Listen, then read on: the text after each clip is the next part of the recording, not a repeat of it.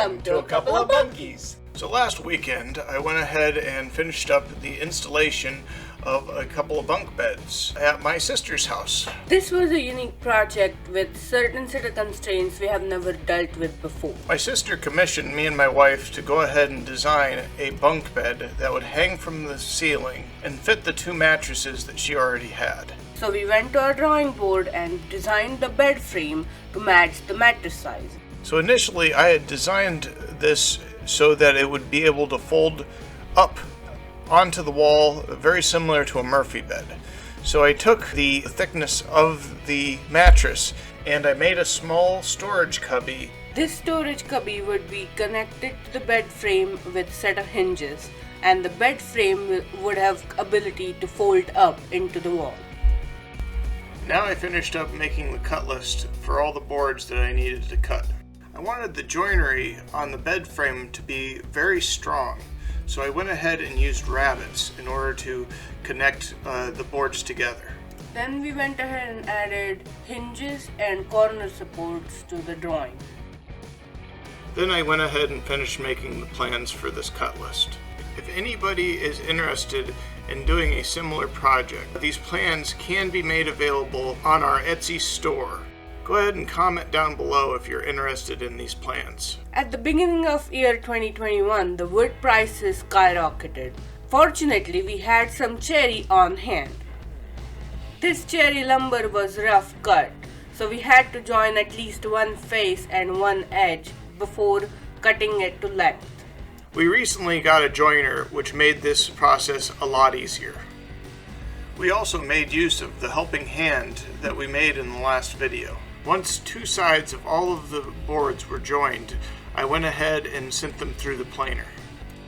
We planed each board to 7/8. Once both faces of the boards were planed, we cut the boards to length using a miter saw. After that, we cut the boards to width using a table saw. Then I used the table saw to cut the support pieces used on the wall and underneath the bed frame. Then we brought out the router table to make rabbets for the cubby and the frame. We also rounded over all the sharp edges with the router. Now I started on a dry fit of the project. After dry fitting the bed frame together, I marked and cut the grooves for the support pieces. Then I proceeded to glue the parts together. My sister-in-law really wanted a rope bed. A rope bed is just a bed with mattress supported by a network of ropes. In order to get the ropes tight, I started by tensioning the first rope, then sticking a wedge in it, then moving on to the second rope and the third rope in the same manner. Then we went ahead and attached the hinges between the bed frame and cubby. I had to clamp the cubby at a very odd angle in order for the hinge to fall in the right position.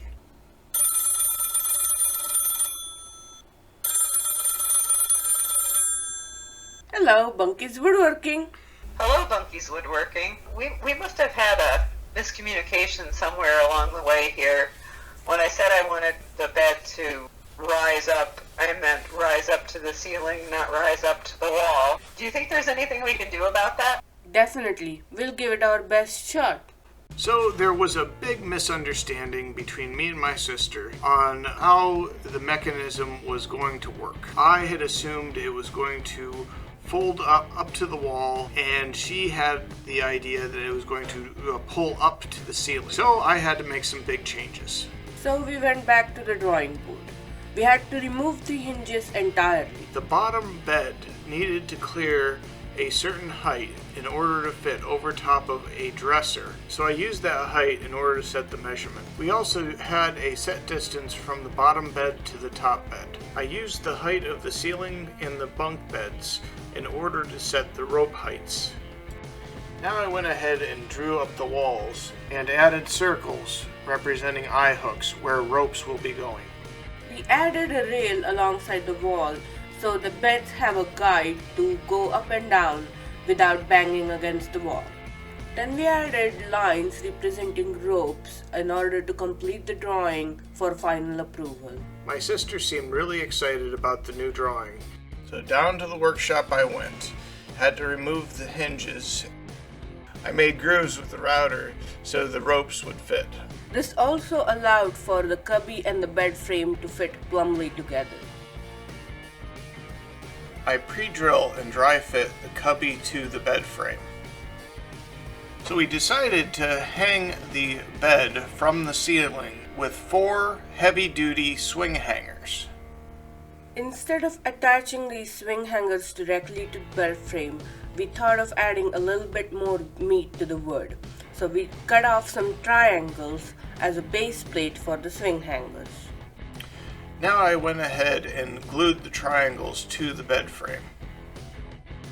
After the glue was dried, Tim took the clamps out and secured the swing hangers to the bed frame. I'm an Eagle Scout. I was in the Navy for 8 years. Most people would say that I'm pretty handy with ropes. I have not done that much splicing in the past, but I felt that splicing the lines would make it look a lot better than just tying knots. A spliced rope is significantly stronger than a knot, and it looks a lot better too. After we got done making the splices, we went ahead and sanded the bed frames down. We decided to use tung oil finish for the stain. I really enjoyed applying the tung oil. I just needed to wipe it on. After 10 minutes, buff it. After 24 hours, apply another coat and buff it again. After the process was done, it was soft, almost like talcum powder. It was amazing. If you recall the initial drawing, there were 2 wall supports on the cubbies. We had to remove them and round off the edges. There was no load going to be put on these supports. After getting that done, I went ahead and put a coat of tung oil on it. And so the beds were finished. We packed everything up in our car and headed over to the location where these beds were going to be installed. We had to recruit my niece in order to tie a couple knots for the eye hooks. She later became the camera person. I am the new Ohio supervisor.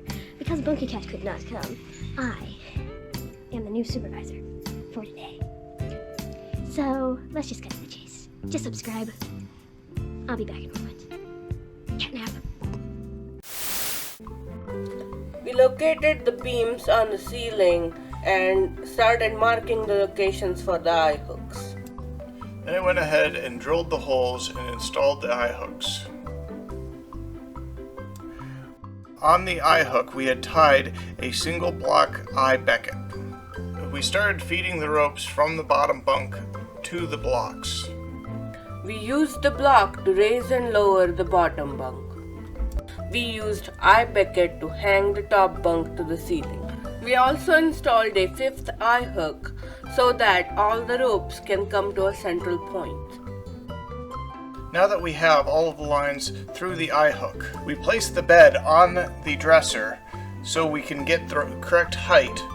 We pre-spliced the rope on the top bunk to some carabiners where we attached them to the lower becket on the blocks. After the top bed was connected with eye beckets, we adjusted the eye bolts to level the bed. Now that we have the correct distance for the bottom bunk, I go ahead and start preparing to cut the line in order to attach it to a block and tackle in order to raise and lower the bed. Tim went ahead and tied a stopper knot as a lowest position of the bottom bed. I went ahead and tied a loop in each of the lines in order to attach to a carabiner. Then we attached the carabiners to each of the loops. We attached the block and tackle to the carabiner. Then I found a good place on the wall in order to put another eye hook in order to attach the other end of the block and tackle. We find a stud on the opposite wall from the beds and install an eye bolt.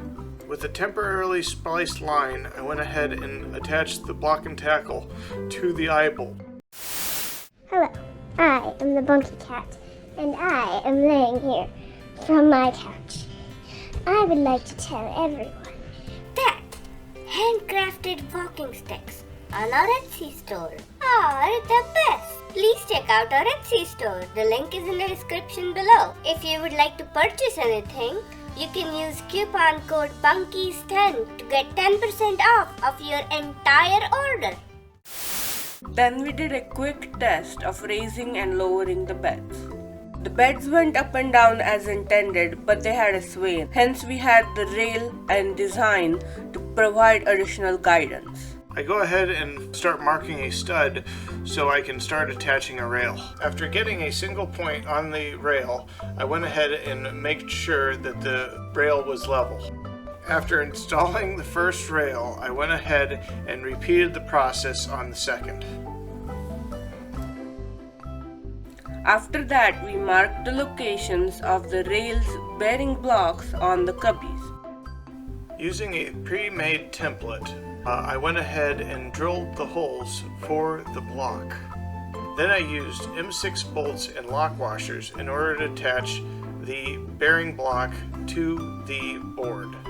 We went ahead and slid the bearing blocks which were attached to the cubby onto the rails. Then we lowered the bed frames down and attached the cubby to the top bed frame first. We attached it with 4-inch lag bolts. After getting all the lag bolts nice and tight, we went ahead and did the same process for the bottom bunk. We all were very excited at this time because it was now time to put the mattresses on the bed frames. Now we went ahead and lowered the bottom bunk and installed the mattress. We made the beds and completed this project. So when the girls need some floor space in order to play their games, they can easily get their mother to go ahead and lift the bed up and out of the way so they can enjoy the full range of their floor. If you enjoyed this content, please don't forget to like and subscribe.